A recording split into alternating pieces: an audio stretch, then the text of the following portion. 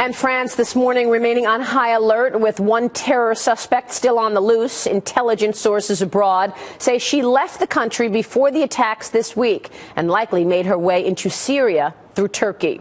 This as we get a verified video showing her common-law husband spouting jihadist propaganda in front of the Islamic State flag. The footage shot just before his death at that kosher grocery store on Friday. He's also now being linked by prosecutors in the shooting of a jogger. Meanwhile, European leaders right now gathering in Paris for a unity conference. Thousands of police and soldiers deployed, more than 50 global leaders trying to keep things safe in the streets of Paris. Our own Attorney General Eric Holder attending an international conference there. He says the U.S. still has, quote, no credible information to determine who is behind these attacks. Joining me right now is South Carolina Senator Lindsey Graham, who sits on the Senate Armed Services Committee. And, Senator, it is good to have you on the program this morning. Great. To Eric Holder, there's a lot of credible information that the people behind these attacks are radical Islamists who've been involved in the fight for years. One of them went to jail for flowing fighters into Iraq. So this is not a mystery. Attorney General Holder, we know exactly what's going on here. Well, I mean, it is quite extraordinary, actually. I mean, we know we do have evidence. Why would he say there's no credible evidence? I have no idea. Yeah. I have no idea why the President of the United States won't call this a religious war when the President of Egypt does. Our strategy to combat radical Islam is failing. President Obama's worldview has been, I don't want to be George Bush. Radical Islam has risen in the last 3 or 4 years on his watch. Pulling our troops out of Iraq against sound military advice allowed al-Qaeda in Iraq to rise again to become ISIL. Not supporting the Free Syrian Army 3 or 4 years ago when it would matter. Taking Gaddafi down without dealing with the militias has been a perfect storm to lead the rise of radical Islam all over the world, and I put it at the feet of our president. And yet Eric Holder is the person that the president decided to send into the middle of all of this. Why that choice is also a question.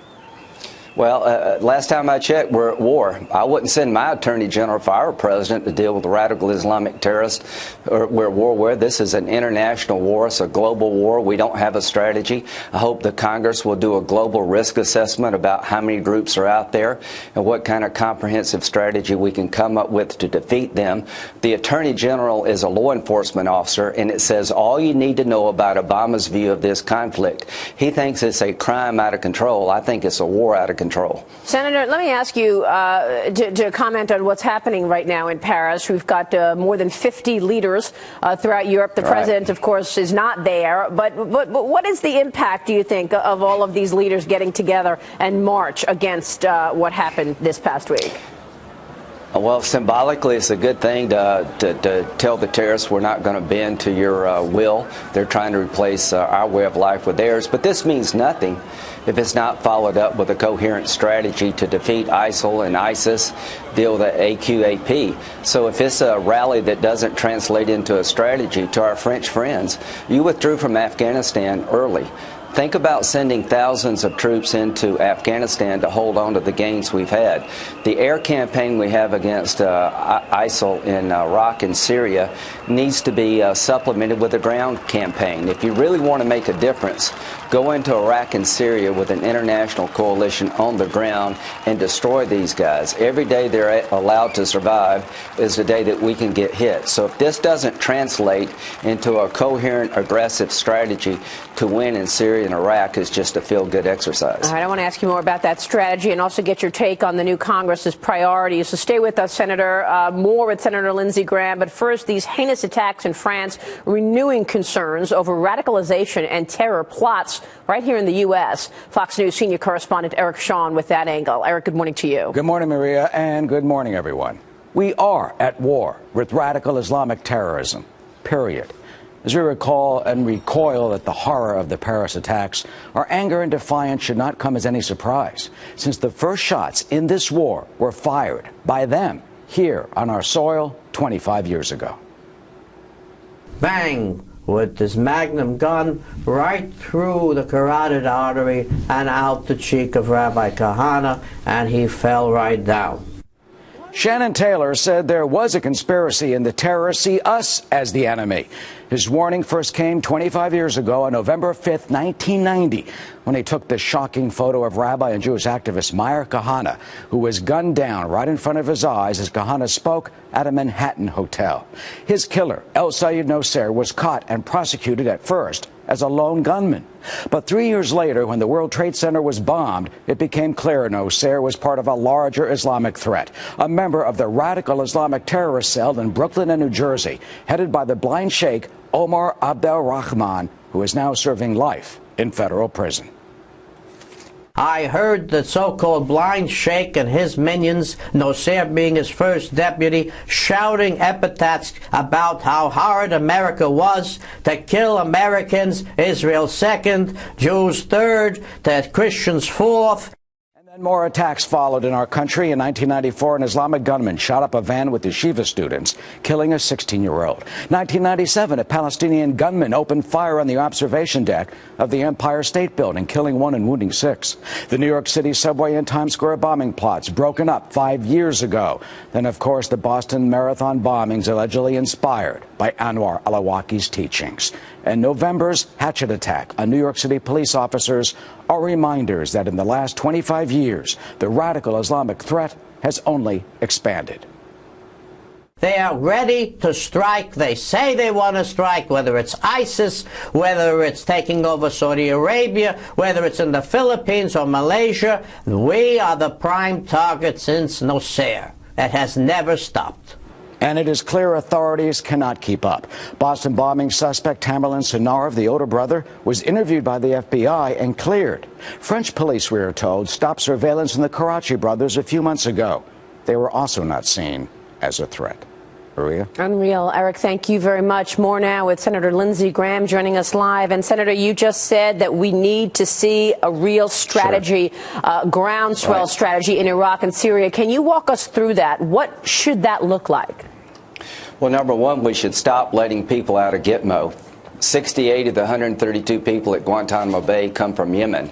So the president's desire to empty the jail in Gitmo needs to stop. Kelly Ayotte will be leading an effort in Congress to put a moratorium on releases. Number two, we need to get a ground component to complement the air campaign. You cannot dislodge ISIL from Syria and Iraq based on American air power.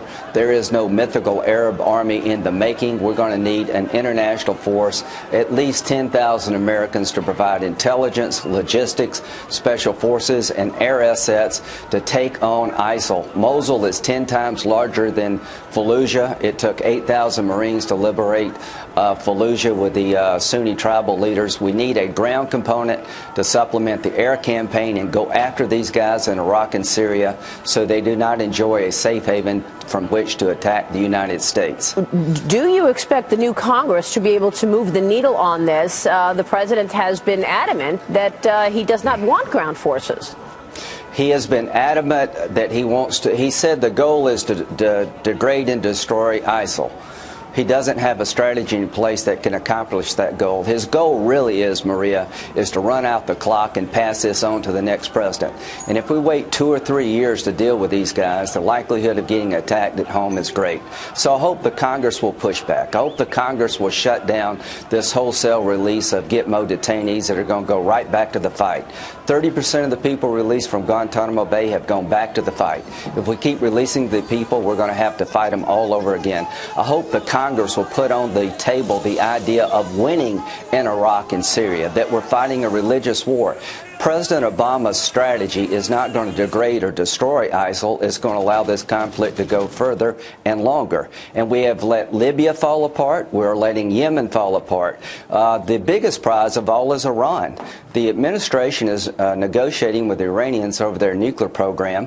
They're about to give away the farm to the Iranian Ayatollahs. We've got a North Korea in the making where you try to control a rogue regime called Iran and have the UN monitor their nuclear program. And one day you're going to wake up with an Iranian nuclear weapon and put the whole world into a nuclear arms race in the Mideast. So I hope Congress will pass legislation to say that if you do any deal with the Iranians, Mr. President, we want to look at it and approve it before it's binding. There's so much Congress can do and we should do. I've never been more worried about being hit at home because the president's worldview and strategy toward radical Islam is failing. He oversells our successes He underestimates the threat. Bin Laden may be dead, Maria, but al-Qaeda is not decimated. Well, clearly, based on what we're seeing and have been seeing for so long. What else are you expecting from the new Congress, Senator? Let's talk about the priorities, what you'd like to see as the priority. Sure. We've all been talking about the Keystone. That's clearly one of the low-hanging fruit. What else do you see as a priority?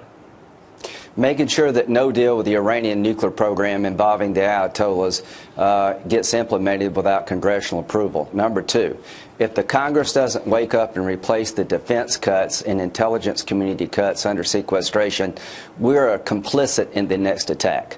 We're on track to reduce our military spending from 2016 to 2020 to have the smallest Navy since 1915, the smallest Army since 1940, the smallest Air Force and Marine Corps in history, and we're decimating the NSA, the FBI, the CIA. Our entire intelligence network gets destroyed under sequestration. So I'll be looking with to Democrats and Republicans to find an alternative to replace the sequestration cuts that gut our ability to defend our homeland against the growing threat. That's a priority. After that, I want to try to flatten out the tax code, create jobs in America, replace the EPA regulation on carbon that's destroying the ability to create jobs. That's a nightmare in the making for the American economy if this EPA regulation on carbon gets to be law. And we've already seen business sitting on cash as a result of that regulatory environment. Senator, good to have you on the program as always. Thanks very much. Thank you. We'll see you soon, Senator Lindsey Graham.